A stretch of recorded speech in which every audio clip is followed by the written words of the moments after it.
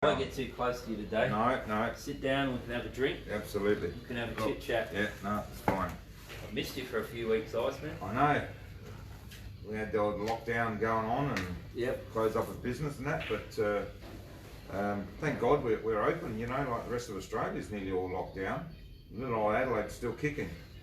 Still painful, Iceman. Oh yeah, no, it hasn't been much fun for anyone. Yeah. And I know the business here is a little bit tight with not being able to play tournaments still. Yeah. So that's a bit of a shame, Phil.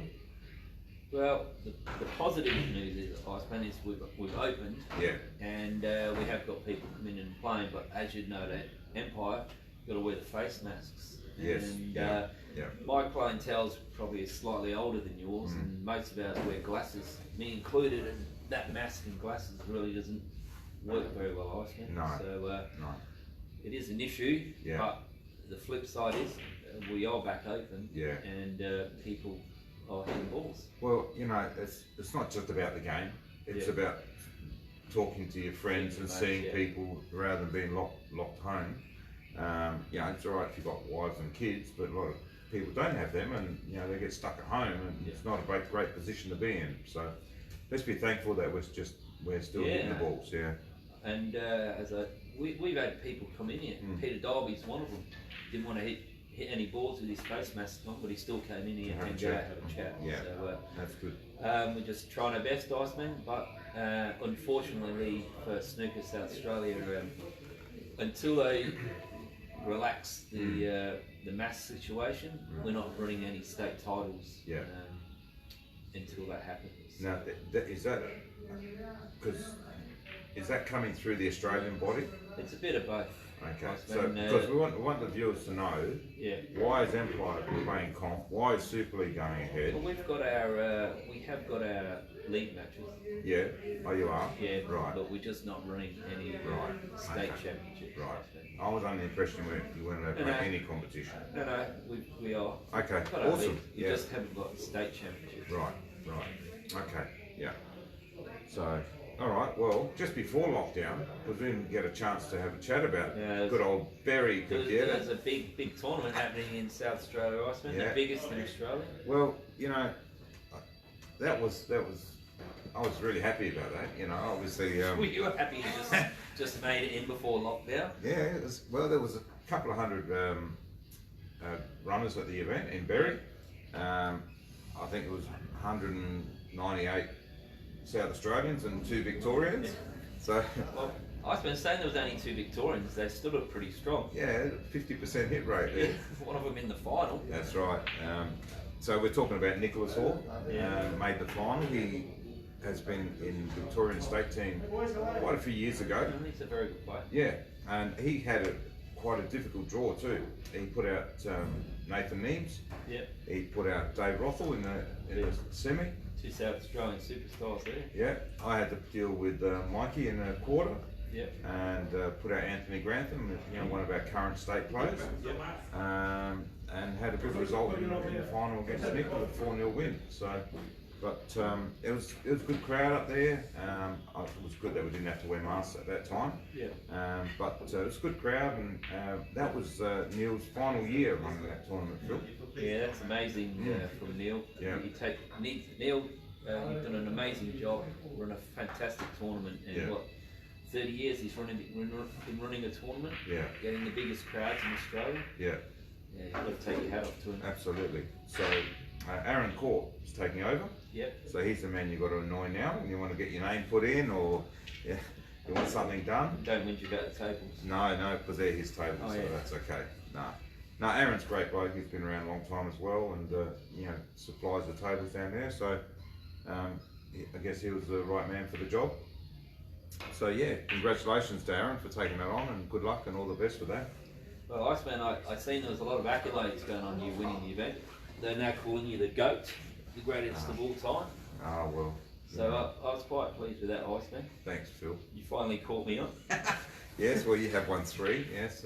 So, and Iceman, is it true that's the first time this century you've won that event? That's right. So, that's amazing, Iceman. Well, so, to win a tournament that's in 3 different decades, 3 different decades, 89 I think it was, 97 and 2021. You missed a whole decade as well, I suppose. Yeah, well, you know, I was trying. I went to all of them, and but that just goes to show you how tough that tournament is to win. Yeah. Even with the best draws, doesn't mean you're going to get through. Who won it 2 years ago? Was it? I hear from the City of Adelaide. No, I can't think of his name. He beat me. He beat Mikey. He had the toughest draw. He plays at the City of Adelaide. I can see his face. I can't think of his name. Wake up, Jeff. Jeff Gliers. Right? He doesn't play City of Adelaide. I don't think so. Oh. But he's certainly played Super League. Plays Central Districts. But he had a tough draw, and he got through and won it. And you know, so it doesn't mean a good draw always going to get through. Nice, that's right. So, but that was all right. That was good. That's fantastic. Yeah. So obviously we haven't been able to tell you what's been going on or what's been coming up, but on the weekend we had our Vegas League finals. Yep. And the top 8 out of our league got through to the finals. On Saturday, the teams that got through from Saturday was Hungry Bulls, my team. Yep. And Balls and All were undefeated. They were already in the top 4. They had a double chance, but they won their first round matches. Ducks Reloaded and Shake and Bake were the other 2 teams in the top 4, but they lost their first round matches. Yep. And then won their second round matches. So as it turns out, the top 4 ended up being the 4 on Sunday. Balls and All just got in the final game into the 4. That's the only time they were in the 4, and they just crept back in. So they had the double chance, but on the Sunday, obviously, the double chance is gone. We had Hungry Bulls was playing Ducks Reloaded. So it looked to me like the 2 top heavy sides were playing each other, and the 2 lower ranked sides were playing each other. Was that right? It was close to that. I mean, my team was a 100-point team. Mikey was a 95 in that team, and Balls and All were a 50-point team, and Shake and Bake, led by Nathan Means, was a 65-point team. Yeah. So they were both quite even. As it turns out, a good friend of yours, Phil, Chris Asterio, ended up in Balls and All. He beat Shake and Bake with Nathan Means. So I'll go through the players in that team. Nathan Means had Liam Jones, Noah Cunningham, Cooper Dart, and Whitey, another one, Nathan White, that you know. They were up against Emil Riera, Stuart Milliken, Costi, I can't say his last name, sorry Costi, Chris Asterio and Alex Maddock. Yep. They ended up losing that game, Shake and Bake. So Balls and All went into the final. They were ecstatic. They were just over the moon. You know, awesome stuff, really. Well, Alec, I'd spoken to Kyle Stereo, yeah, and he was ecstatic that they'd won a match. And then he was over the moon. They're in the grand final. Yeah. So, for him to win it, Alex and his team, it's a fantastic achievement. Yeah. It just shows you that if you've got the right mix of players and play well on the day, they can take out the might of Alex Evreniadis or Nathan Eames or well, in the handicapped event, Dukes. in the handicapped event, the pressure's on the higher point team because they've got to make up some ground. Yeah. But I'll just go through the other semi-final match. Was the Hungry Bulls, which was myself and Matt Reilly, Jaden D'Amica, Daniel Stewart, and Andrew Fitch. That's a very, very good team. Up against, this is a big team, this one. Mikey, Aaron Lynch, Jason Ahmed, Barry Reeves, Anthony Cassiolo, Larry Cavallaro, and James Brown. Pretty big squad, that one. Yeah, how do you fit them in? I don't know, Phil. But they ended up playing, they played too well against us. We had a good start, and our breaks let us down at the end of the day. Yep. And they took their chances. So they ended up playing Balls and All in the final, and they had to give them 42.5 start. Yeah. So that's a lot to peg back, and they just couldn't do it in the end. Emil Riera played quite solid. A couple of 3 wins there, and there's lots of 2s, so nothing special there. Mikey had the best for the Ducks with the 4 wins out of the 4 that he played. So Right, because I wasn't there. No. And I just see Emil at 17.5 points. Yeah. At his best, he's a 30-pointer and a phenomenal player. And we know that he's not at his best, but you've still got that 30-point mentality. Yeah. You know how to win.